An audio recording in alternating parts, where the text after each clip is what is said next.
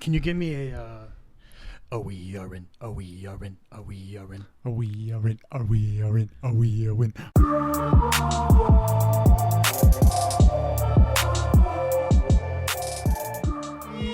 we are in. What up? Solid. We in. Thank you. I put a whole minute of thought into that one. Yeah, it's a little obvious, but it's fine. It's low-hanging fruit. No, I it's have all no good. problem with that. We in. Speaking of low-hanging fruit, we're doing Lion King, right? Is that what we're doing? Yeah. Okay. Is it low-hanging fruit just because it's like the biggest movie out right now? Is that what makes it low-hanging? Well, it's okay. I would say, Or is it because Rafiki literally picks some that low-hanging fruit? is like it's low-hanging fruit for us to be doing a spoiler episode on the Lion King, but it's also low-hanging fruit for Disney to make it? to make it, right? See what you're saying. See what you're saying. What's up, everybody? Welcome to the Chris and Kyle Show. Spoilers for Lion King. He's Chris, I'm Kyle. And we're talking about Lion King. We are. My favorite Disney movie of all time. The original. Number one, huh? Number one. Like I would have said, like if you would have asked me, like maybe 6 months ago, Now is it Aladdin? I think Aladdin might be. My topsies is like Lion King and then Hercules. Because And then others. Well, actually, wait. Ever since 2 years ago, I've had to rethink it. Moana might be my second favorite Disney movie ever. Because I've had just so much more of a visceral reaction to both the live action version of Aladdin as well as going back and rewatching Aladdin and stuff. Like I was so much more excited. I was just obsessed with Aladdin for a week. After I saw the live When we saw version live action again. Aladdin, I then watched animated Aladdin. Shout out Paul, thanks for the DVD. Yeah. And then I watched Lion King because I was like, all this makes me want to do is watch Lion King. Right. Because I just love it so much. Mm-hmm. That being said, this is the oft controversial live action remake of these Disney movies that they're doing, which they seem to be churning out 6 a year now. They're just let's fly through these things. Yep. I think just this year alone, Lion King, Aladdin, Dumbo. There's another one I can't think of. I think does Mary Poppins count? I think that wasn't animated. It's just a weird sequel. But Mulan is coming up. The Little Mermaid stuff just all got announced. There's a bunch. They're busy. They're busy with the live action stuff. You didn't know this going in, but I had looked and seen that the critics were not being overly kind to this film. Mm-hmm. And after seeing this movie, I was like, huh? What? Yeah, immediately when I was like, that was fucking awesome. immediately when we walked out of the theater, you were like, "Yo, fuck the critics," and I was like, "Wait, what? Like they didn't like I'll the see movie?" Where it's at now. Go ahead and look up the critic. So on consensus for Rotten IMDb, it's Tomatoes. currently a 7.1. Right, which is fine. It's a good movie. pretty solid. And the 7 is a good movie. Yeah, It's a 54 from the critics and an 89 from the audience on Rotten Tomatoes. yeah, Huge discrepancy. yeah. And I'll read their consensus, which isn't as full of snark as it often is when they attack things. You know what I mean? Mm-hmm. Whoever does it, you're great at your job. But it says, while it can take pride in its visual achievements, The Lion King is a by-the-numbers retelling that lacks the energy and heart that made the original so beloved, though for some fans, that may just be enough. 54%. I mean, it lacks the originality. Well, duh. There is It's basically a just remake. That's the biggest thing I've seen is people saying this. I didn't really like this movie this much. It was basically just a remake of Lion King. Mm-hmm. That's what it is. What do you mean? Right. That's exactly what it is. Yeah. What were you expecting going into it? Mm-hmm. It's just a beautifully filmed and visualized version of the thing we already knew with, I might say it sometimes, better music. I might throw that in there at points. Childish Gambino is a better performer to me. I like the music more. As much as the original stuff is beloved to me, his take on Hakuna Matata is super dope with his patented Childish Gambino scream singing. Yeah. It's so cool. Although I will say, in terms of music, I did not love the weird kind of pop Beyonce song that played in the desert scene. yeah. I wasn't feeling that. It wasn't as cool as the I the wasn't feeling- montage yeah. of them going. Now, in the animated version, you've seen it more recently than I have. Did Simba, when he was leaving the oasis and going back Run to Pride past Rock, Nala? No. he didn't go with Nala, No, right? Nala, Gotcha. Nala, Rafiki goes and finds Nala, Timon, and Pumbaa and tells them what Simba's doing, and they chase after him. Gotcha. Yeah. Shout outs Rafiki. Yeah, he just like straight up leaves Rafiki. He doesn't go back and he doesn't like. He's like, I've got to go right now. But I will say, there's also there's some changes, like that kind of weird music beat, and there's some dialogue that's, if not changed, very different, because it's not this like I think Billy Eichner is great in this movie, but he's not Nathan Lane. It's just they're just different, and that's fine. He doesn't do certain things that feel so iconic to the movie to me, because I've seen it so many times and I've known it my whole life, that Nathan Lane performs that Billy Eichner doesn't do, and I'm like, wait, what? That's not right. Well, hold up, and then I have to take a step back and think, nope. It's just his take, and it works, and it's good. Well, but it's also like it's super similar to the Genie thing. How Robin Williams was being Genie. He was just being Robin Williams. You can't be Nathan Lane. That dude's a fucking genius. Well, but Billy Eichner was basically just being himself. Yeah. And it's just very effeminate. I saw somebody that was like, Timon is basically Timon, but like more of a millennial gay flair. Exactly. And like Nathan Lane is gay as fuck. You know what I mean? It's just so is Billy Eichner in a different way. Yeah. But he kept the whole like Timon's always like all the good ideas are his and the bad ideas are Pumbaa's, and the whole. I love the dissection of the Hakuna Matata idea that they dove into a little bit more, where they sort of like called out the idea of no worries a little more than in the original movie. What do you mean? There's a whole added scene with the bugs and the anthill or whatever. Yeah, and they're and Simba's pushing back on the idea of Hakuna Matata and stuff like that. I thought that was really interesting. Because like Hakuna Matata is one of the most iconic Disney songs ever, and people wear T-shirts that say Hakuna Matata on it, and I say no worries all the time. But like the idea of thinking about it as like a life motto, what's the matter with you, is like kind of an interesting idea that they went into, and how at the end of the day, I think if you're a kid, it can go over your head that like sort of the point of Lion King is that Timon and Pumbaa are wrong. When they talk about living life with no worries. You should have worries. You should have worries. You should have things you care about and things you'll fight for. Yeah. I think so. They sort of like pushed into that a little more to make it a little more obvious. Yeah. I thought that was cool. Yeah, and that like if you try to chase a life that has no worries, you're probably ignoring the problems of your life. Exactly. Yeah. Did you have any problems with this movie, would you say? The Beyonce thing. Problems? The Beyonce thing? Just that song, not Beyonce's performance or anything. So you she's hate fine. Beyonce? Okay. No, I hate Beyonce. Come murder me. You think no, that she's ugly? That's It's okay. Nope, that's not what I'm saying. Do not get people. She's not talented. I get it. I will get murdered in the night. I get it. You don't think she's talented? I just thought that the song was kind of weird. You just said that you think that you're a better singer than her. I get it. Thanks. Thank you. Is there anything else? Right before we recorded this podcast, Kyle looked at me right in my eyes and he said, "I have better legs than Beyonce." He said that to me. I'm really proud. I'm really proud of my legs. I'm just saying. They're a gift from my mother, and I'm proud.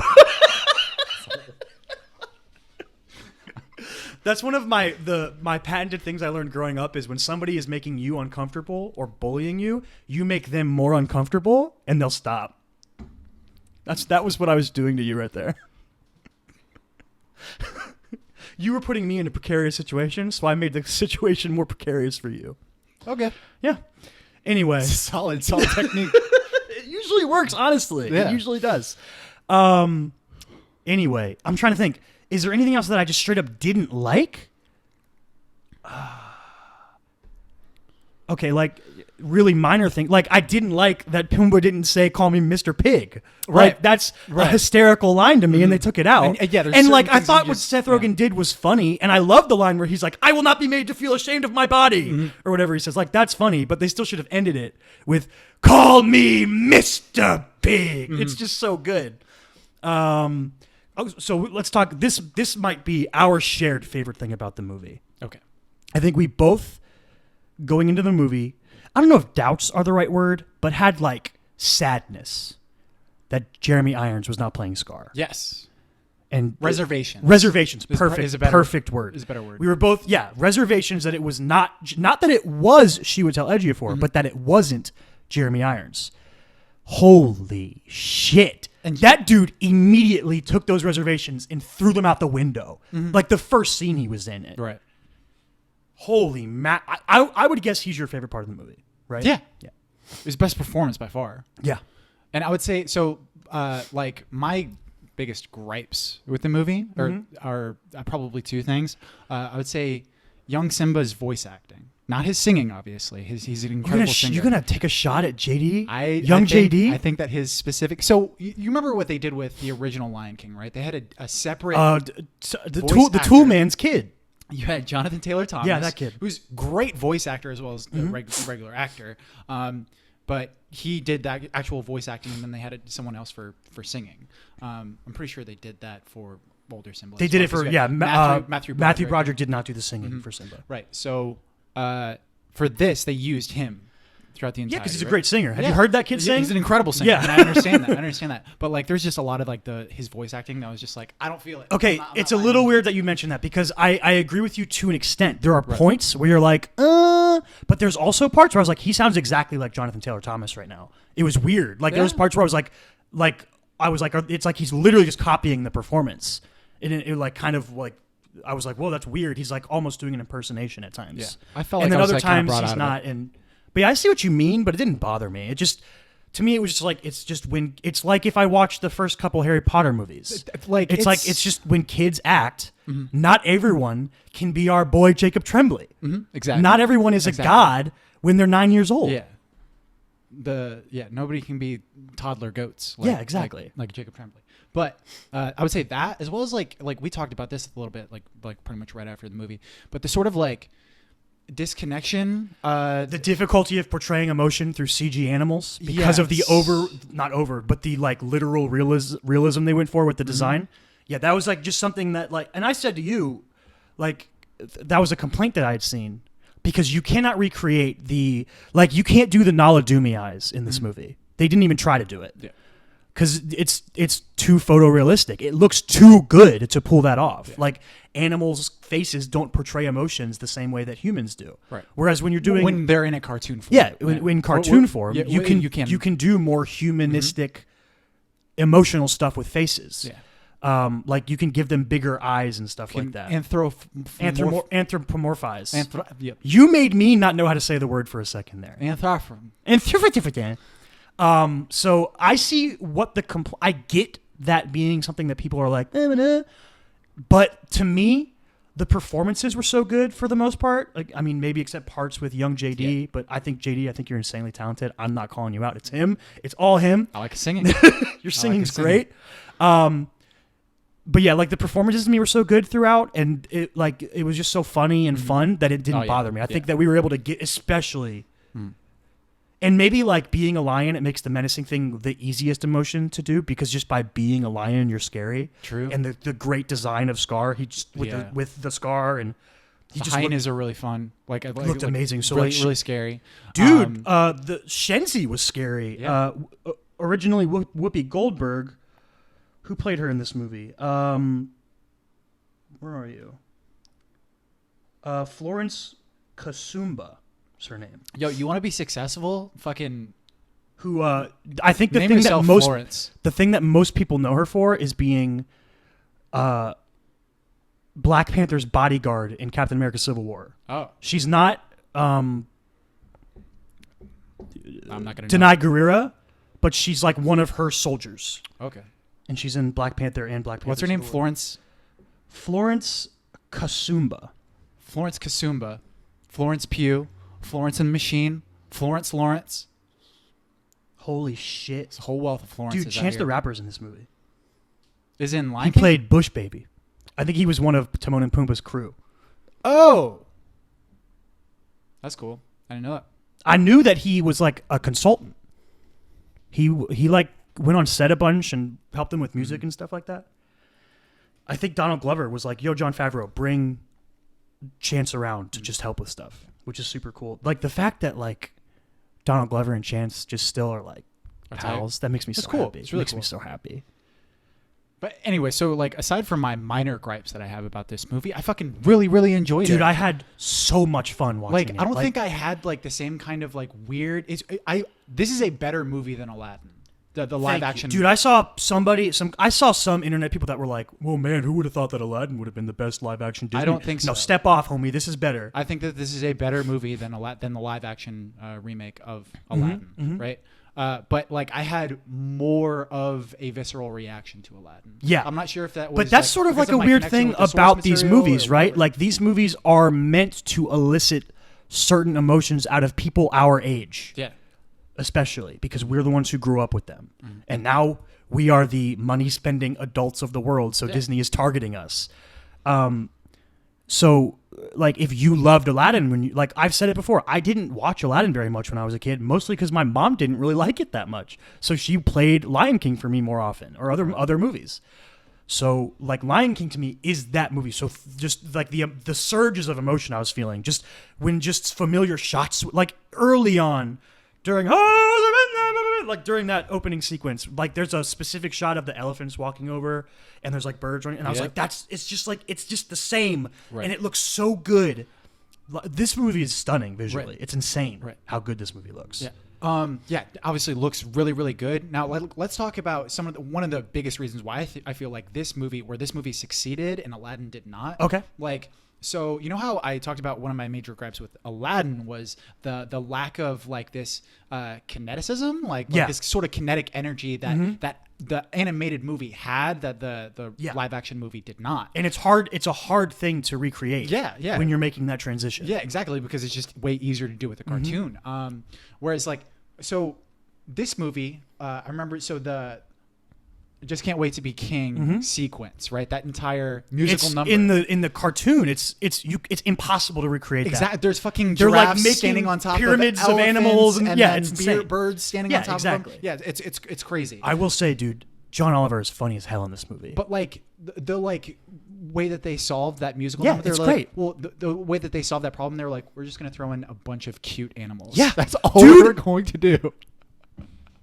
I'm sure you noticed my reaction when the baby cheetahs showed up. Oh yeah, I think I screamed. Yeah, like a child.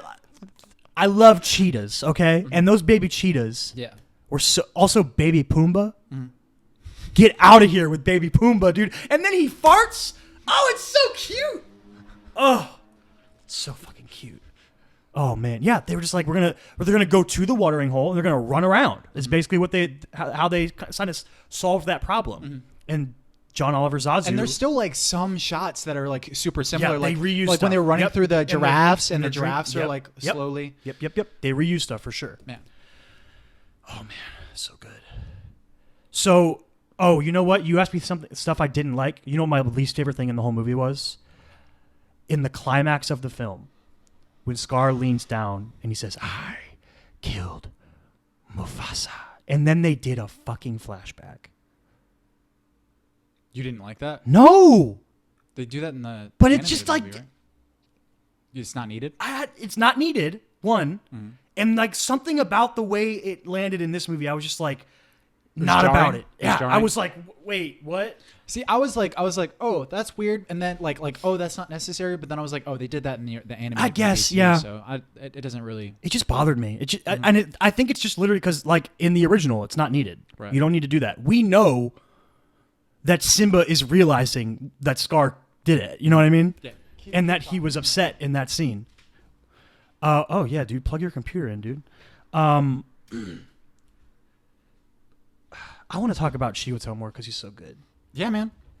My favorite performance in the movie. He's so scary. That Be Prepared sequence. I loved it. Like there was something about it that I was like, is there going to be like a reprise? Yeah, a reprise. Because it was so short. Because it was so short. They and it was really like, condensed and it. like it didn't like I wanted him to go even more ham. You know what I mean? He went ham though. He went ham, like especially at the very end, and I was like, give me an entire sequence where he's going ham. You know what I'm saying? Yeah. Because that Be Prepared one in the original animated movie just goes so hard. It fucking slaps. Jeremy Irons threw his voice out singing that song, and someone else had to finish it for him. Really? In the original recordings. I have seen that trivia before. You know what would have helped? If he was prepared. He was not prepared. Yeah, he was not. You need to be prepared. Yeah. I kind of like when they kicked, so it was like, we know Lion King. We know what's going to happen. We know the series of beats it hits. We know which scene is which. When the Be Prepared scene came up, I was like, I leaned forward in my seat and I was like, all right, give it to me. Like, how are they going to do this scene? Yeah. Because it's another one, kind of like I Just Can't Wait to Be King, Yeah. where it's in the animated version, it's like too weird and wacky to do it in this very It's too realistic. grandiose. Yeah, exactly. And they do the weird like Nazi stuff that they do in that Yeah. scene, and it's like there's a bunch of weird stuff. And it's a longer song, and they the way they did it in this movie, where they made it almost like him giving a speech, and then it built up to him singing. It was just super cool. Yeah, really. And like, yeah, I agree. I would have loved to have heard more of it, but I thought it worked well the way they did it. You know what I mean? Have we ever seen Chiwetel as a villain before in a movie? He will be in Marvel, but I don't know if he has been yet. What is he going to play in Marvel? He played Baron Mordo in Doctor Strange. Who? Barry Morto? Baron Morto? Baron Mordo. Baron Mojo. Played a wizard boy. You don't remember he was like Doctor Strange's trainer? Yes, of course. Badgie Madry. And then at the end, the post-credit sequence, he's like going around and he's stealing magic from people. He remember Doctor Strange meets the dude in New York and he's like, I heard that you healed from a spinal injury that was impossible to heal. Are you just nodding like pretending you remember, or do you actually remember? I'm pretending. I'm definitely... I'm not going to overly explain this to you. He plays like a good guy, and he's there in the final fight in Doctor Strange, but by the end, he has these very like radical ideas, and he's going to become a villain. Oh, okay, cool. Yeah. That's dope. It's hinted that he will become the villain down the line. Dude, he's so fucking menacing. His performance is so incredible. Well, and do you remember a long time ago when the cast was announced for this? And I think we talked about it on the show. We were like, can Chiwetel sing? And then I was like, remember 12 Years a Slave when he sings in that one scene, in that incredible scene in that film. That whole movie is like... I had to look up that scene, and I was like, and as soon as I saw it, I was like, oh, fuck, yeah, this scene. That dude can sing. Yep. And he's so scary. Yeah. And he just fucking emotes so hard. Like, and you pick it up from this movie. Like, that's one thing that, like, God, like his performance, like, God, it's so fucking good. I feel like, okay, so what's your second best, like, favorite performance about this movie? Because I have a clear cut too. Probably Timon and Pumbaa.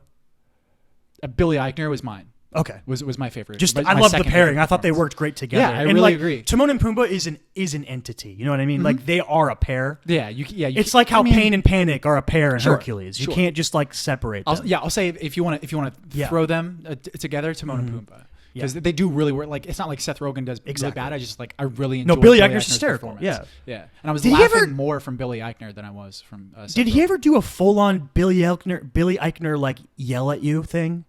I'm trying to remember. You know his bit, like his Billy on the Street bit, where he yells at you.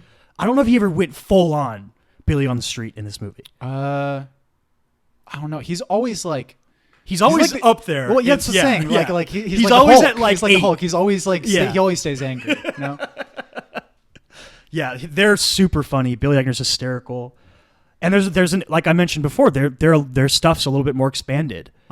And they do so. Okay, here's a change that I thought worked really well. There was no way they were going to pull off doing Timon and drag, right? The hula drag. Yeah, they couldn't have pulled that off with the tone they were trying to set. The decision they made to have them sing the Beauty and the Beast song as their distraction instead of the Humba Wappa Doompa Dubba thing worked amazing. Yeah, it was really good. It worked so good. Yeah. Did you when did you recognize that it was the Be Our Guest song? Pretty far in. It took me a while to catch it. No, I was like, they're doing something. Because I heard the French accent. Yeah. And then I was like, why is words? And I was like, I've heard this before. What is this? This isn't the So I specifically was like, why is he doing the French accent now? Because he didn't do it earlier. When in the original movie, what is the scene? Is it Can You Feel the Love Tonight? Is it the beginning of that? I can see what's happening. They don't have a clue. They'll fall in love, and here's the bottom line. Our trio's down to 2. The sweet caress of Twilight. He didn't do that. Yeah. He didn't do that in this movie. And I was like, why is he doing a French accent now? And he didn't do it before. And then it was, he's doing, what's his name? Lumiere, right? The candle? Yeah, Lumiere. And I was like, now he's doing it. Okay, I get it. It's a good bit. Yeah, dude, I missed that, though. The sweet caress of Twilight. I was like, what? Come on, man. Do the French accent. Yeah. There's magic. everywhere. But yeah, I would say that's probably like my second favorite. Fucking Zazu. John Oliver's funny. John Oliver, dude. Zazu He's is yelling really like good. for Queen and country and shit in the final. It's very good. It's good. It's so ridiculous. Yeah. You know what scene I really liked that they added? I loved Nala's escape scene. When Scar wakes up and she's trying to Spooky. sneak away, and then Zazu helps her get away. I thought that scene was really cool. Yeah, it was really tense. And it gave a little bit more Agency? look. It gave a little more. I don't know if agency is the right word because she still did the thing that she does anyway. But it just gave us more of a look into why she's doing the thing she's doing. Yeah. And it was just another reason to be afraid of Scar. He's just so scary throughout that scene. I'm trying to think if there's the sweet caress of Twilight. Anything. Who should watch this movie? Everybody. Anybody would like. Lion King is a kind of movie that literally, OG Lion King. Right. So there's this thing with I feel like with adults a lot, where when you tell them something's a cartoon, they take this step back. You know what I mean? They say, "Oh, it's a cartoon." Dog, if you... So I remember at work, at one of the places I used to work, in one of the offices I used to work while I was in the Navy, I told them that I was going to see one of the Pixar movies. Inside and Out? they were like... it might have been Inside Out. We cried when we watched that movie. No, but it might not have been Inside Out because I said that I was going to see it by myself. Was it Moana? I have no idea.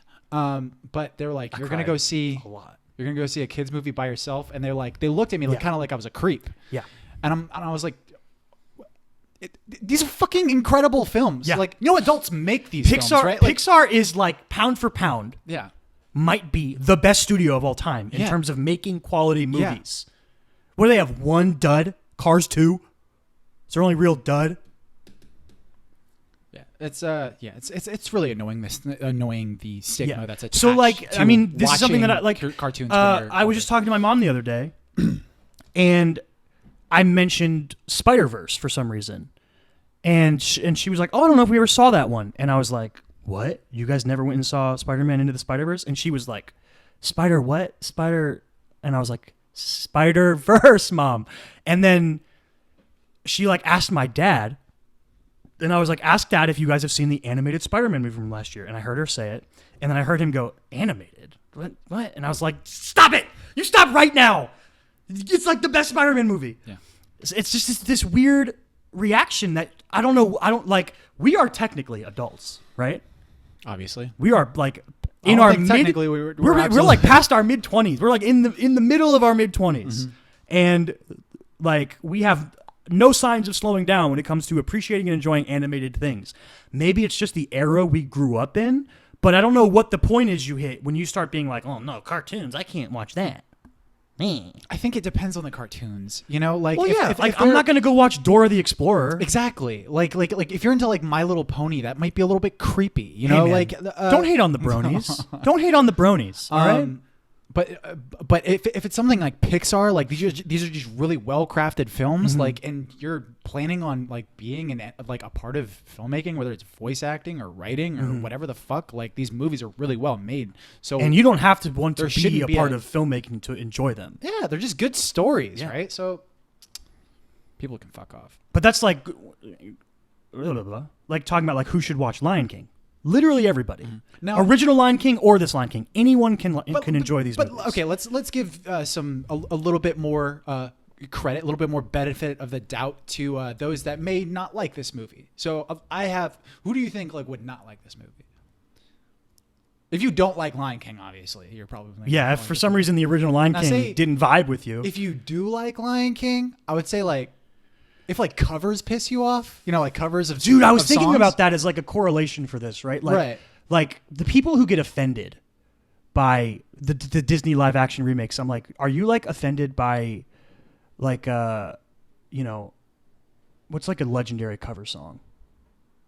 What Cohen's Hallelujah? Sure. Are you offended by that song exists? Or John Mayer, Free Fallin'. I love that shit. I mean, lots of people will tell you that the original's better. Yeah. And that's fine. You can always like the original more. But don't just be offended by the fact that the cover exists. You don't have to take it in. You know what I mean? It's fine. You don't have to experience it. You Exactly. don't have to enjoy it. Yeah. But are you trying to get me to guess someone who wouldn't like Lion King? I don't know. No, not like a specific person. I wanted to bring up the whole cover thing because I feel like those. Yeah, those maybe if that's you're- the kind of sentiment if covers you have towards like things. kind of annoy you, like if and you just for whatever reason like covers of songs like just don't resonate with you, then probably Lion King might not be the best thing for you. I guess. You know, because like you might hear the way that Childish Gambino is doing Hakuna Matata. And it might just not. It's so good though. It might not sit Dude, well with you. the riff as they're like they keep walking is so good. Oh, it's so good. It's so good. It means no worries. But it's super fun. If you got kids, go see it. I would be interested, like part of me wants to like just be a kid that's never seen Lion King Dude, before. I thought the same thing. Like if you could, I literally thought this. If I had the opportunity to somehow wipe my mind of any history of Lion King, kind of like what I said about Spider-Man Far From Home. If I could wipe the existence of the previously known knowledge from my mind and then experience that movie, like I feel like Lion King would be like mind blowing, like just the way it looks and the music and the. I mean, like you ask like who should see this movie, and I said everybody. Like, do you like agree that Shakespeare like changed literature and storytelling forever? Because this is literally just a Shakespeare story. Mm-hmm. Which one is it again? Hamlet. Thank you. Yeah. While they were actually making Lion King, they referred to it as Bamblet. Oh, that's a cool. mixture of Bambi and Hamlet? Yep. That's interesting. Yeah. Bambi just because animals, I guess? I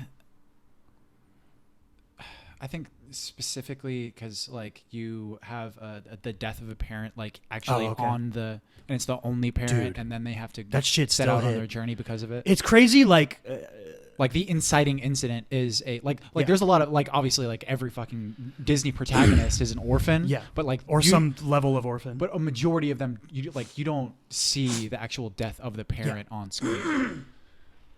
That shit hit so hard, dude. Like I knew it was coming.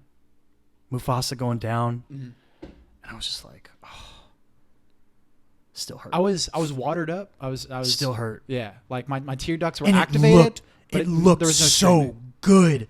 The wildebeest were so scary. Yeah. Oh man, I feel Mufasa like fucking them up as he runs through the crowd. I feel like Mufasa is also like, you feel that power in this movie. Like remember in another change they made that I really liked. In original Lion King, when the hyenas are chasing Simba and Nala through the elephant graveyard, and then Mufasa shows up, there aren't that many hyenas, if I remember correctly. He fights like 10 hyenas in this movie, and he fucks them up. Yeah, it's really oh my god, Mufasa's a beast. Mm-hmm.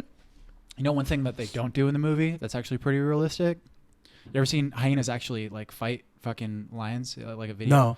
Dog, they like go right after the nuts. Like if they're fighting a male lion, Interesting. a male lion has to like hide his nuts. That like leans into like the hyena trope of existence really well, because they like seem like they would fight dirty. Mm-hmm. Now the problem that they have in this movie is that none of the lions have nuts, because it's a PG movie, and they didn't want to animate all those balls. Yeah.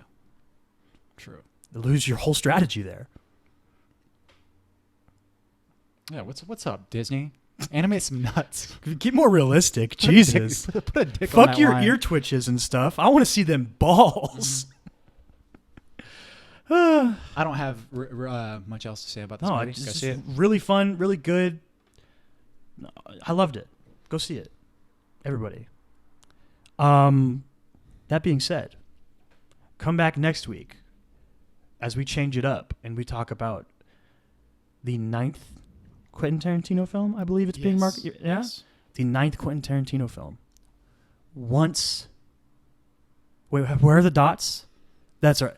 Once Upon a Time in Hollywood. Yeah. Drives me nuts. Why isn't it Once Upon a Time in Hollywood. Hollywood? It drives me crazy. Anyway. I don't think I've ever noticed the ellipsis. Really? Yeah. I have. Is that weird? I don't know. Yeah. If you would have asked me like, "Hey, is there ellipsis in this movie title?" I'd be like, "No." There are. Yeah. And then they're in a weird spot. And they bother me. I just never noticed it. It's like the K in Chick-fil-A. I just didn't think it was there. Yeah, it's there, dude. It's there. I thought it was Chic-fil-A. Chick-fil-A. Yeah, we're going to talk about Once Upon a Time in Hollywood next week. Always get excited for a new Leo movie. Love that dude. and Brad Pitt I mean, he's okay. and Margot Robbie. I guess they're all right. I guess they're talented. I guess. Whatever. I guess. It's fine. Whatever. Just like debatably the greatest actor of the generation, Leo DiCaprio. It's fine. Fuck it. Whatever. Debatably like the other maybe greatest actor of the generation, Brad Pitt. I don't know. Whatever. It's up there. It's for sure. I'm not. Maybe not top 5. I don't know who. He's got to be top 5, right? Brad Pitt? Oh yeah, Probably. Leo's definitely. Leo is like He's Leo might be top number 2. 1. Yeah. If he's not LeBron, he's definitely KD. You know. So like the Definitely problem top is 2. you'd have to sit down and you'd have to figure out like where do generations end and begin, and then you'd have to really sit down and sort of start looking deep, and you got to look into like these award seasons and like Leo.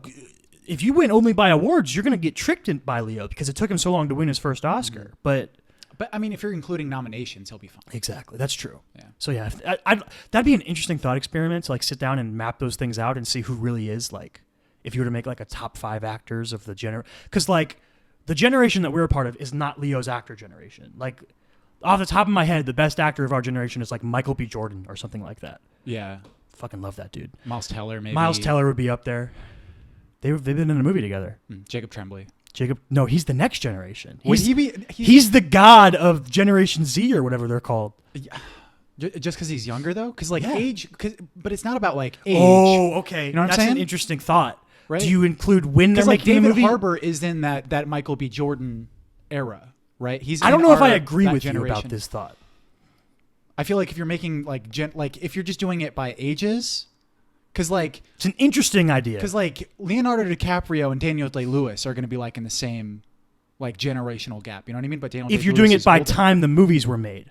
But Not if you're doing it by age of the actor. yeah, exactly. I was thinking doing it by age of the actor. Yeah, but then you're gonna have like Jacob Tremblay and Jonathan Taylor Thomas, which is kind of like if you want to do it that way, that's fine. But I it's don't know just if not Jonathan our Taylor Thomas gener- is accomplished but it's enough still, to like, be involved not- in the conversation, to be honest. Oh really? You Yeah. don't think so? I mean, Dog, he was between in Lion Smallville. King, Do you between know Lion that? King and Tool Time and Smallville, I don't The know show if is the called Home Improvement. whatever it's called, dude. Tommy Tool Time, Timmy Tool Time.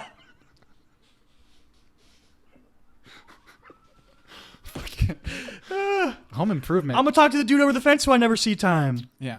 You know what I'm talking about. You know what I meant. It's fine. Yeah, you got it. Why are we even talking? Let's wrap this up. Yep. This is not a spoiler episode conversation. This is a full episode conversation. Anyway, yeah, I'm shook now. Find us on social media. Chris can be found. Read a script. ChrisMichaelStott.com. Instagram, Chris Michael Stott. Find me, Davinwell25. Twitter and Instagram.